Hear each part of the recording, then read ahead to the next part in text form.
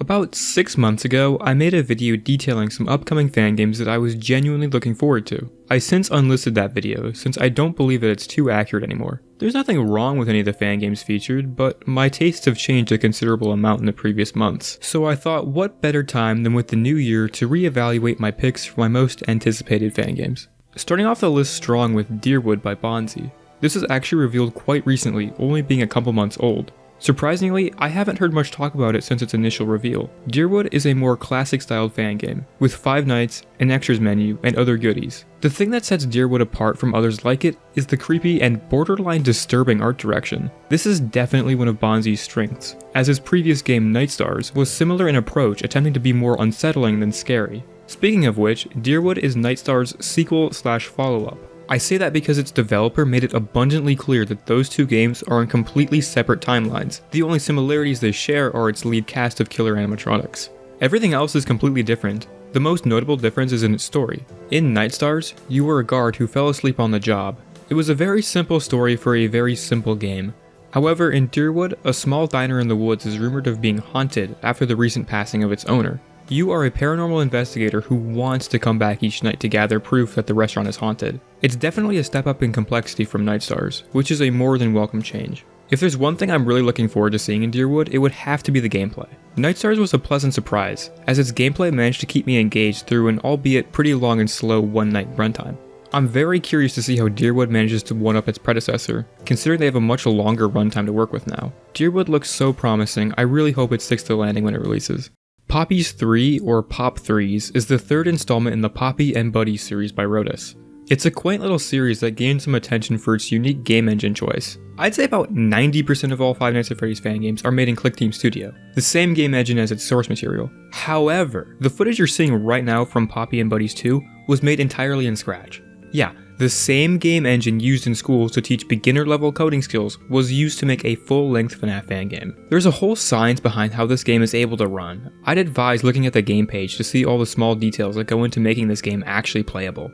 It's quite fascinating. As for Pop 3s itself, not much is currently known aside from a small teaser trailer and a devlog that were released alongside the game page. From what I can see from the trailer and game page, Pop 3s will be the finale of the Poppy and Buddy series. The trailer itself shows off some new visuals and teases what seems to be a sort of free roam feature. Yes, free roam in a game made in Scratch. Although not much else is known, Pop 3s is definitely a game to keep your eyes out for. There was just something so inherently unsettling about FizNom's Pork Chops horror show. Although the game was never finished, what better way to fill that pork chop-sized hole in my heart than with a fan interpretation? Pork Chop's Wonder Farm by Chicho has to be one of the most unsettling games I've laid my eyes on. Everything oozes with polish and really captures FizNom's style. Okay, enough of me gushing about its visuals. One night, you and your family are eating at Joe's Wonder Farm. As you leave, you ask your parents to let you stay and play the arcade machine in the maintenance room. Reluctantly, and because of their bad parenting, they agree to let you stay. However, you soon realize that something isn't right. You are now alone inside Joe's Wonder Farm, where its animatronic mascots aren't too keen on letting you leave. This story always seemed weird to me. There isn't much explanation as to why your parents let you stay, why the mascots don't want you to leave, etc. But I think that's why I like the synopsis so much. It doesn't make sense, and it doesn't have to. It doesn't take anything away from the story. There's still so much more to be revealed for this game, and everything that has been looks great so far. I'd assume if you clicked on this video, you like fan games. But what about fan games of fan games? Do I have your attention? Jolly As Above So Below, developed by Extrius, is a jolly fan game. The name's ending, As Above So Below, is a nod to the cancelled third and final game in the Jollibees series, which in my opinion is pretty neat. Jolly As Above So Below feels as if Analog Horror series was a playable experience. Every teaser so far is dark and full of shadows, and it's hard to make out exact details. I thought I'd include it on the list as it looks like it could be incredible once given some time.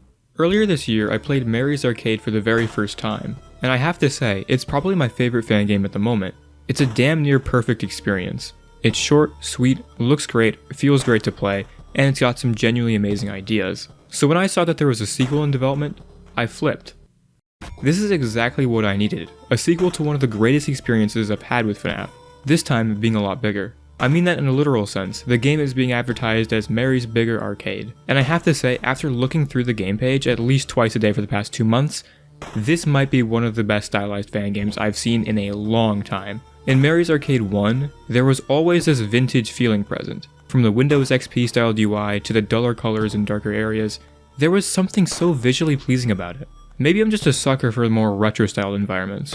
However, Mary's Arcade 2 takes this concept and runs with it. There is just something super uncanny, almost backroomsy about the presentation here. I have to say that visually, this game is my favorite on the list so far. This time feeling slightly newer, yet way older at the same time. This time around, the UI is themed similarly to Windows Vista, giving this early 2000s vibe. There's just so much to discuss, but I value your patience. Check out Mary's Arcade 2 on GameJolt, as well as play the first one if you haven't already. Poppy Playtime, Playtime with Percy is another upcoming fan game that I just adore. It's currently being developed by Fazbear, who's known for his unique 2D art style, more prevalent in his previous works such as the Banana Splits games. Playtime with Percy borrows the 2D aspect and makes it one of the most visually pleasing styles I've seen in some time. Everything in this game is just eye candy. I wish there were more fan games with as much polish as this. One of the game's most unique features is that its gameplay is centered around this Tamagotchi called a pal Percy. Essentially, your survival is entirely dependent on its survival. I can't describe how interesting an idea this is. In literally any FNaF game, you are independent. Sure, there are a lot of outlying factors such as battery, general animatronic aggressiveness, etc. But this feels different in the sense that it's almost an actual character. I don't know, I feel like there could be a lot done with this concept. Fazzy's a good friend of mine, and seeing small bits and pieces of this game being made is an honor. There is so much more I want to say about it, but unfortunately I'm gonna have to save it for when the game actually releases. In the meantime, I recommend that you check out his game page, as lots of new information is being revealed over there. Party Room 8 is a multiplayer fan game with some seriously impressive visuals. It's definitely one of the game's most standout features. The lighting and character designs are just gorgeous. Although visuals can be what sells people, it's not always about the visuals, Spider-Man. It's about the gameplay, love the gameplay, alright baby, let's go, get a home run baby, love the gameplay, let's go gameplay. But in all seriousness, to really explain the gameplay, I'm gonna have to read an excerpt from the game's description. 4 animatronic players must hit, down, drag, and stuff an equal number of survivor players into empty mascot suits that are dispersed across the map, while they attempt to find and collect 8 floppy disks and insert 1 into each security laptops that are dispersed around the map. Upon all 8 floppy disk insertions, the building's lock system will be overridden, allowing survivors to escape. It seems very similar in style to ones like Dead by Daylight, Monsters Immortals, and even Project Playtime. However, knowing that this is a fan game made by people in the community, I have hopes that this will be far better than those games. Right now, there's a few small tech demos that you can check out if you're interested. Bear in mind that the game is still very early in development. While working on the Fangame Direct event last year, there was a game included that I had never heard of before. Usually when one of the team members would add a game to the event, they'd run it through with everyone else beforehand. There was like a 2-week period where I was just inactive, and during the time, the Fazbear Facility slipped through the cracks. I remember watching the trailer thinking, hey, that's pretty good. I asked Fantron, the game's developer, for a quick synopsis, and here's what he gave me. You play as Jackson Thompson, once a father, now a grieving man who will do anything to find the truth of what happened to his son. Fazbear Entertainment is shutting down all restaurants after the famous and unexpected event of 5 missing children at the local diner. All equipment from the locations are sent to an old facility bought out by the company to hopefully rebrand the once child-friendly Pizza Palace. Jackson Thompson applies for the facility's security watch, but he isn't there for the money or the credit. He's there to find out what truly happened to his son on that fateful day. The only problem now is what's hiding in the shadows for his arrival. The Fazbear Facility looks like it could be one of the best fan games to release in 2023. Where do I even begin with Jolly 4? This is quite possibly the most anticipated non-fanverse fan game ever. There is so much to unpack and talk about. Jolly 4 is the finale to the Jolly series, without a doubt one of the most influential fan game series. Its reach is absurd, spawning in tons of fan content, even one I mentioned earlier in this video. In Jolly 4, you've been assigned to work in a facility after hours that houses the newly branded Good Time animatronics. However, you aren't here just for the paycheck. This small synopsis is only a taste of what's to come. Jolly 4 allegedly has 3 different routes to take, spanning over 2 hours of runtime for each path. There is so much to see, so much to do, trust me. I'm already working on a full video of everything that's to come with Jolly 4. Shadows Awaken by Kayasin is a fan game that I surprisingly only found out about recently, which is strange since it's had a rather large presence in the community for quite some time. But there was something about the game that just stuck out to me.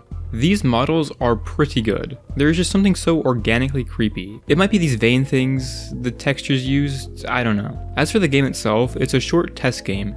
Even so, I think the story on its own is interesting enough. The story of the game revolves around the discovery of an alternate reality known as Purgatory, which is physically identical to the real world. The entities that live in Purgatory are known as the Siamnia, which are the spirits of the dead who are unable to accept their fate. You play as Michael Afton 2 decades after the bite, and the story ties into that of FNaF 4. It should be noted that the game will be free roam, with enough activity scattered around to make it not a walking simulator. Basically, what I'm saying is this game has some super interesting concept, and you should check it out when it releases. Okay, that's pretty much it for my list. There are plenty of other fan games that I want to talk about, but I'll save those for their own videos.